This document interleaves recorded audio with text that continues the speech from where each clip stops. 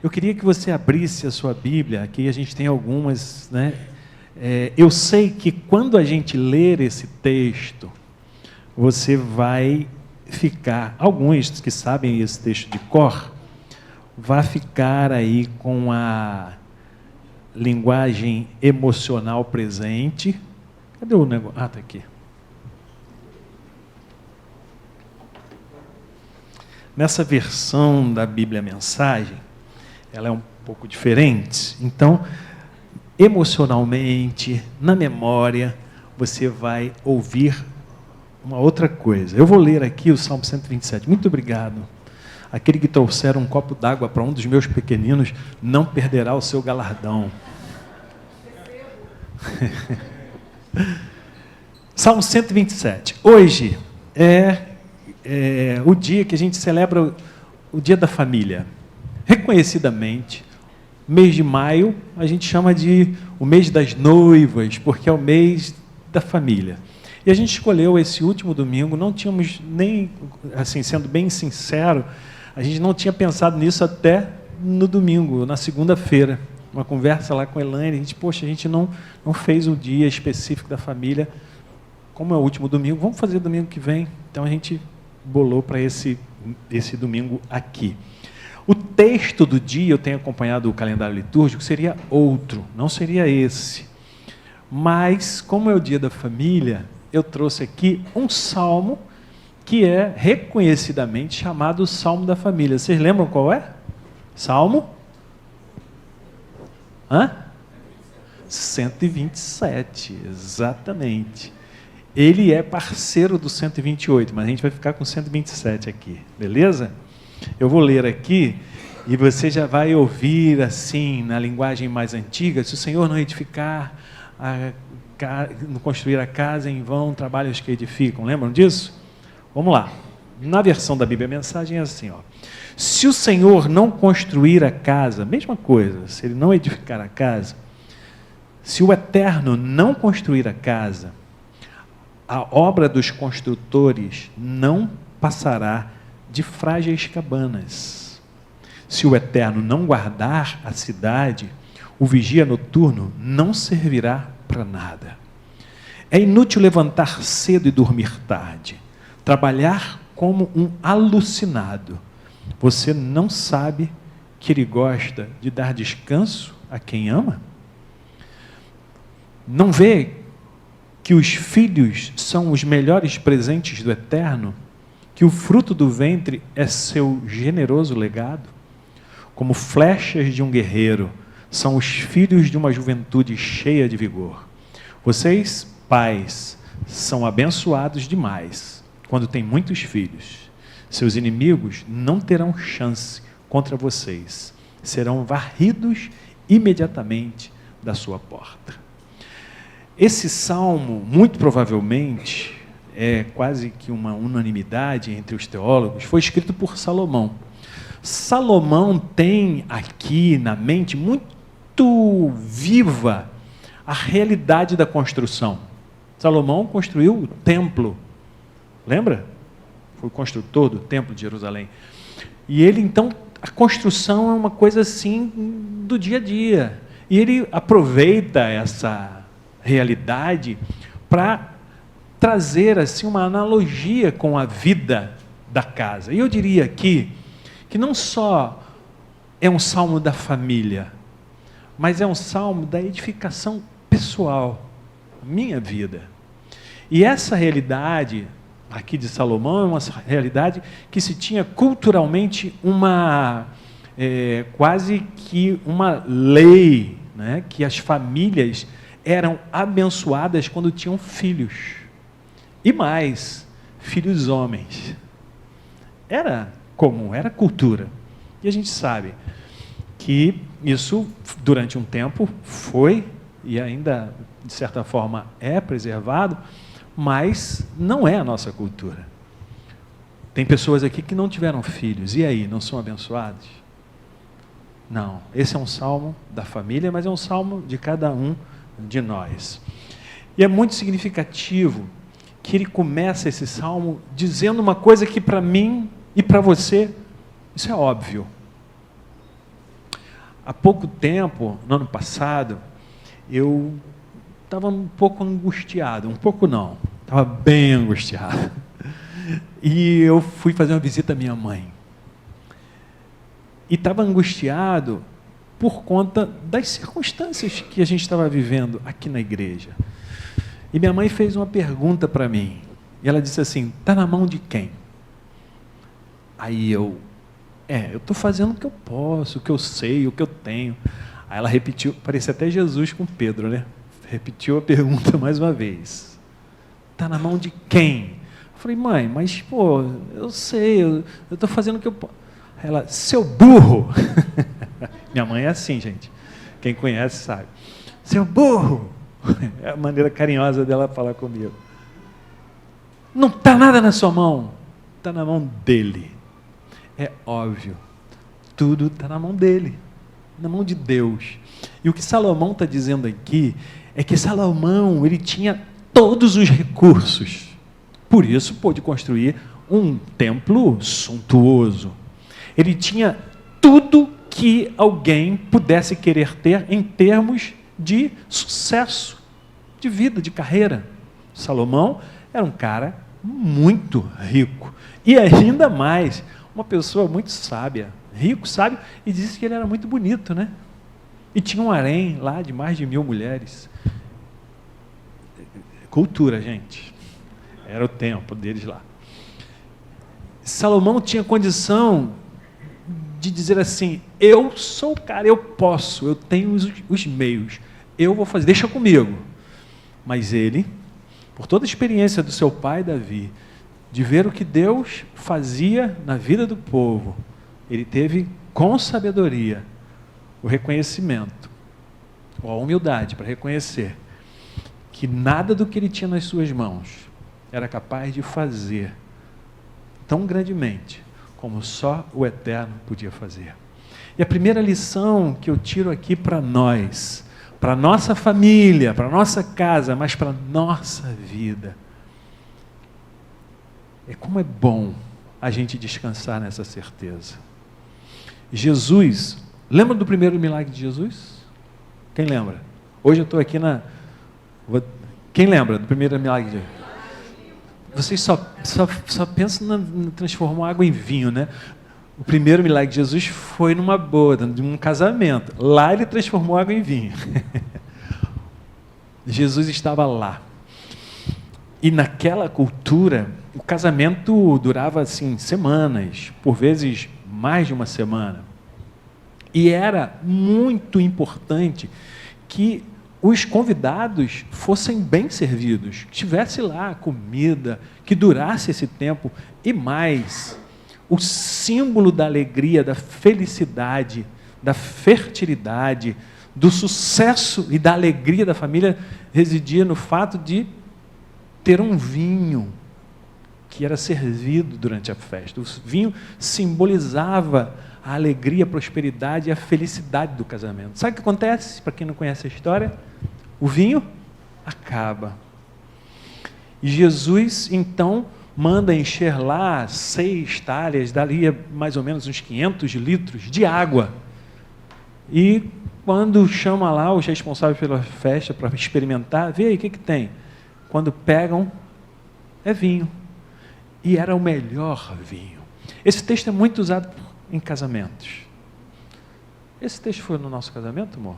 Não, né? Ah, foi da edificação na areia, a casa... Ah, eu corrigi rapidinho aqui. A casa edificada sobre a rocha, não é isso?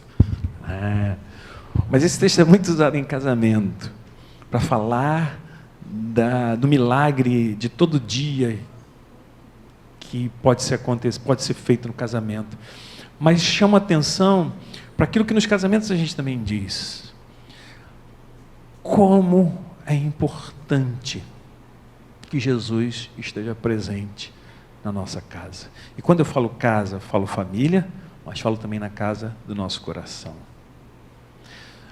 A gente passa por circunstâncias das mais variadas.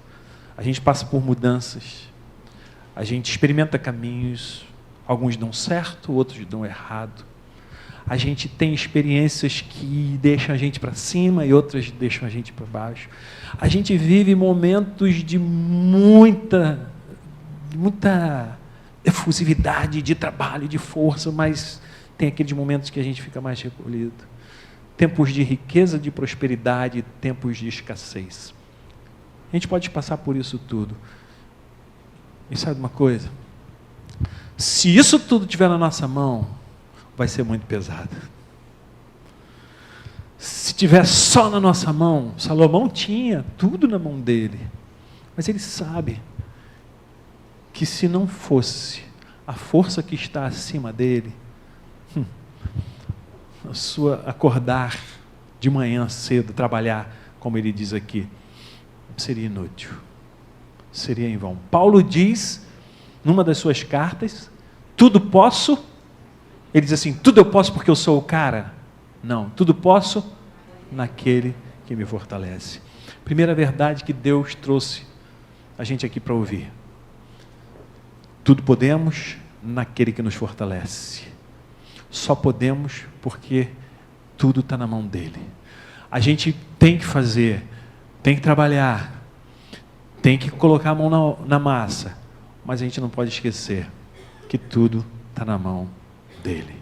Sempre haverá caminhos, sempre haverá, de alguma maneira, solução para algum problema. Essa semana eu estava conversando lá com minha filha, Catarina, e ela travou assim, né? Tinha muita coisa. Imagina, morando sozinha em São Paulo, trabalhando, trabalho, faculdade e tal, viu-se lá no momento em que ela assim, não tem caminho. Eu cheguei em casa na quinta-feira, tarde, já era quase meia-noite, peguei carona na ligação da Elaine lá com ela, enquanto a gente falava, eu ia me despedir e ela não parava de chorar. Eu falei, Catarina, vamos fazer uma chamada de vídeo. Chamei lá no Google Meet, ficamos, vamos tirar esse nó. E aos pouquinhos a gente fiquei fazendo trabalho com ela. Eu não fiz nada, ela fez tudo. Terminamos a chamada, era 1h40 da manhã aproximadamente. E aí no final ela disse assim, pô pai, obrigado, eu estou mais tranquila. Estou falando isso, não é porque eu quero dizer que eu sou um excelente pai, mas eu sou. Mas é porque é assim que Deus faz com a gente. Deus não deixa a gente só. Deus não deixa a gente abandonar. Ele deu para a gente muita coisa, capacidades que são nossas. São talentos, são potências. Mas Ele também sabe das nossas limitações. E tem hora que a vida trava e dá nó. E sabe de uma coisa? Nesses momentos, só Jesus para transformar água em vinho. Só Jesus para desfazer uma realidade que a gente não dá conta de transformar, de desfazer. Eu queria convidar você a viver essa realidade na sua casa, na sua família, no seu lar, mas na sua vida, no seu trabalho, no seu dia a dia, no seu momento a sós com Deus. Lembre-se disso. É Ele.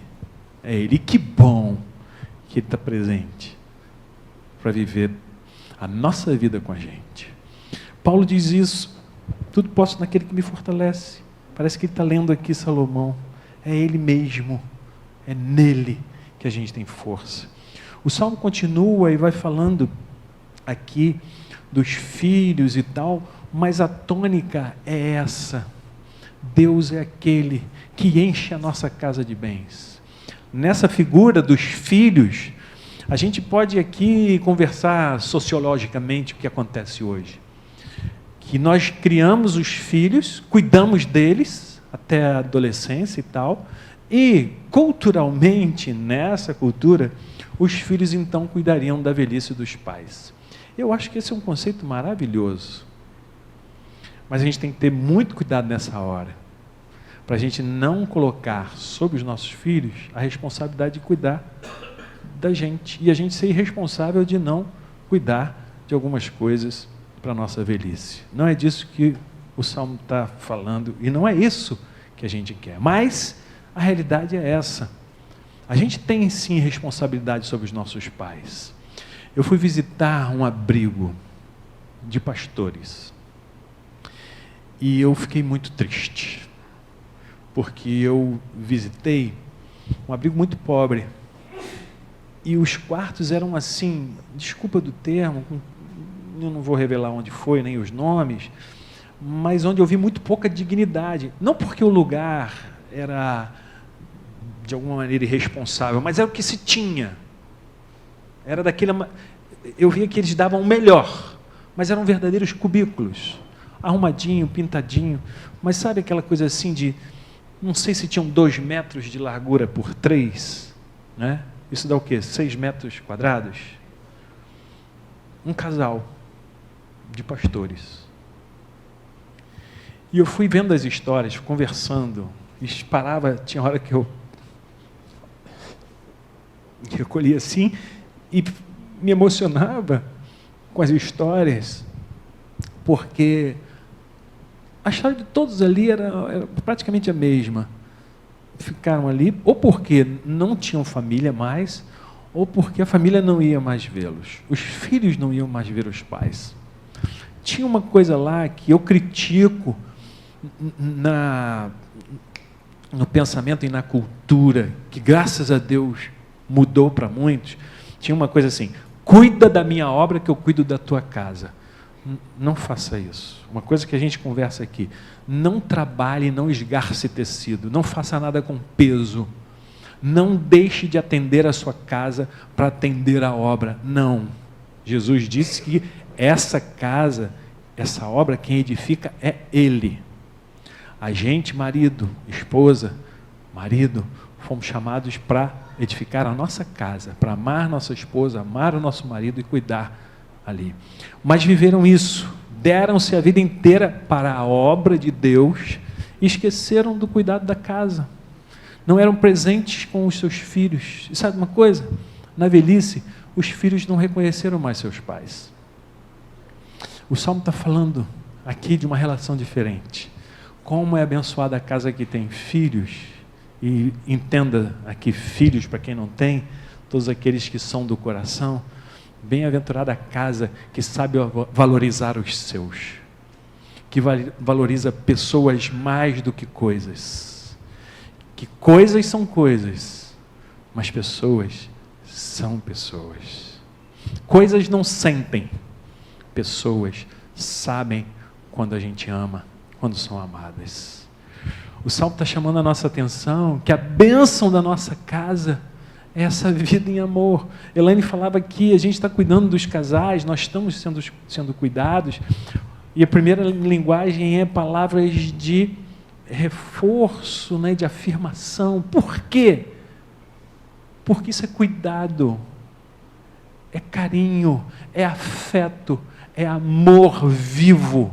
E de uma coisa a gente tem certeza, irmãos: a cura para todas as doenças a gente não encontra, mas o alívio para todas elas, o amor. Tem até a música, né? O amor é a cura. Nessa manhã, eu e você, além de ouvir que tudo está na mão dele, a gente ouve que Deus nos chama para viver uma vida amando quem está perto, amando os de dentro, porque só iremos levar para fora aquilo que a gente tem do lado de dentro. Ninguém dá a outrem aquilo que não tem. Devemos, e aí, quem sabe, um exercício de amor, ou um trabalho de prazer. Como é que você chama, Ruth, o trabalho de casa? O prazer de casa. Quem sabe seja o prazer de casa dessa semana, sabe o quê? A oração do Pai Nosso.